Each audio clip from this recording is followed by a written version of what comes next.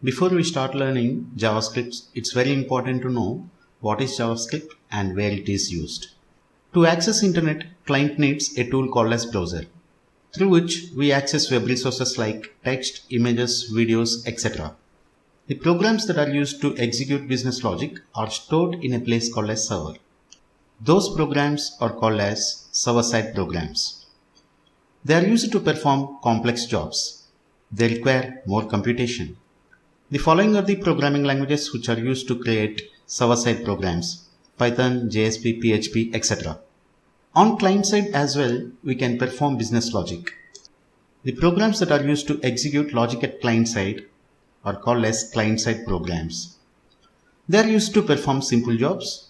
They require very less computation. Example is JavaScript. There is no alternative for JavaScript, but there are some frameworks and libraries that support JavaScript a lot.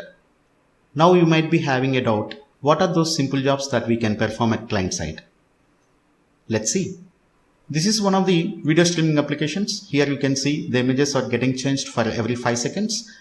Images are getting scrolled left to right. These kind of highly interactive websites we can create using JavaScripts. It means that you can change the content dynamically. Here is one more example. JavaScripts are most widely used to validate the user input. If you have created any registration form, in case if user enters an invalid email address, then it is the responsibility of the client program to tell the user that email address is invalid. Let's see, in case if I type any wrong email address. This is not according to the email format. If I submit, then you can create a logic saying that you have entered an invalid email address.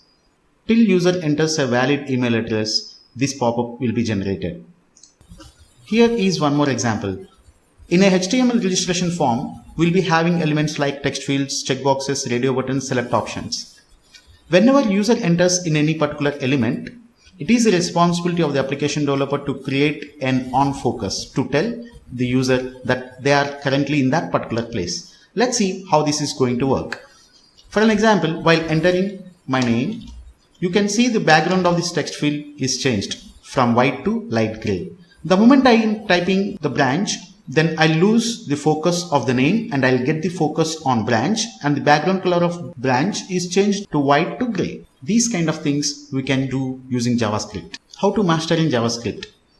Initially learn control statements like branching and looping, and then learn arrays and functions. Finally learn accessing HTML elements in JavaScript for manipulating them. That is a place where you can create dynamic content. JavaScript is doubtlessly a powerful language, but in recent years there were so many advancements that took place in JavaScript. So many frameworks and libraries came into existence. Few popular are mentioned here: jQuery, AngularJS, Meteor, and React. We can learn these frameworks and libraries only after learning JavaScript.